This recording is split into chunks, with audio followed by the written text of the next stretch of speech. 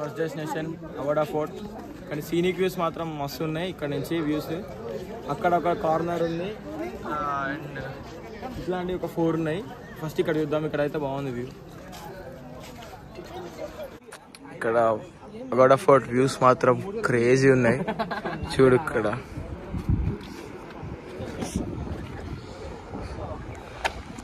అమ్మో. Just now we came to the lower Aguada fort. ఇక్కడ పక్కన సింగేరియం బీచ్ కూడా ఉంది. అక్కడ నుంచి వ్యూ బాగుంటుంది, సన్సెట్ కూడా బాగుంటుంది. చూద్దాం ఎట్లుంటుందో అసలు. లోయర్ అగోడా ఫోర్ట్లో ఉన్న బెస్ట్ వ్యూ పాయింట్లో వచ్చినాం. ఒక్కసారి సింగేరియం బీచ్ వ్యూ చూస్తే మెంటల్ ఎక్కిపోతుంది. ఒకసారి వ్యూ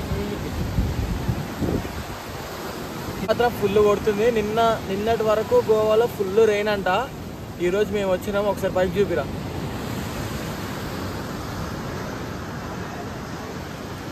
ఫుల్ అంటే ఫుల్ ఎండ కొడుతుంది మస్తుగా. ట్రై కేమ్ టు క్యాండోలిం బీచ్. ఒక్కసారి వేవ్స్ చూస్తే పిచ్చెక్కిపోతుంది.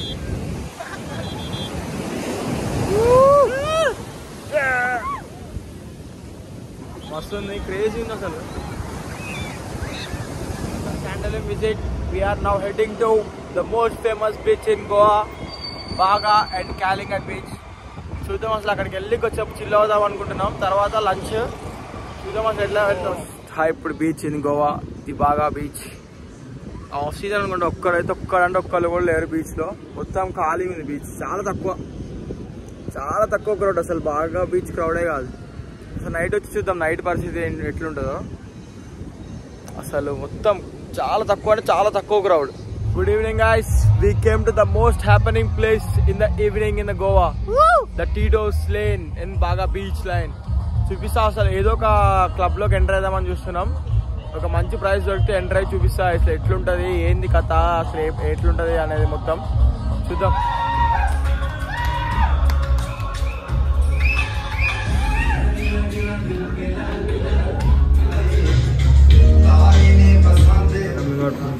We are having our dinner. Time is 1:30 AM. It's a Goa Ross omelette. Taste was good. Occasion unde. Eating the Mumbai famous vada pav. Etlundra? Okay. We are starting our day now. Time వచ్చేసి ఎంత 43 అవుతుంది. Night late అయింది చాలా. పడుకొని లేస్తారు ఇంకా late అయింది. ఇప్పుడే ఇక we're going to south Goa to explore Palolem, butterfly and some churches. Evening cruise కూడా పోదాం అనుకుంటున్నాం. కౌశిక్ చెప్పురా ఏం ఎట్లుంది వడాపావ్? బాగుంది. Budget breakfast. బడ్జెట్లో చెప్పిన ఈ టూర్ మొత్తం budget. Welcome to Goa series. We're going to south Goa, butterfly beach, Palolem, ఇంకా చర్చెస్ ఉంటే చూద్దాం. నైట్ క్రూజ్ కూడా పోదామని చూస్తున్నాం. సో అసలు ఏమవుతుంది, ఎట్లా జరుగుతుంది, ఏంది అనేది కథ చూద్దాం.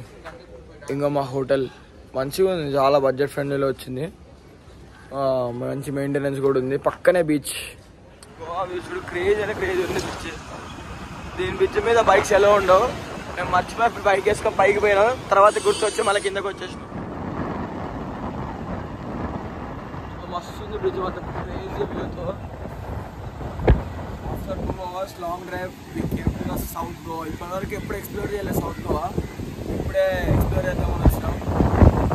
వస్తుంది. ఫస్ట్ అయితే పాలోలం బీచ్కి వచ్చినాం. మొత్తం సూపర్ ఉంది.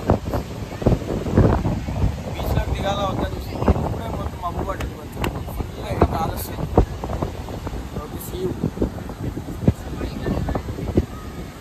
ఇదే పాలోలం బీచ్. బటర్ఫ్లై బీచ్ కూడా పోదాం చూస్తున్నాం.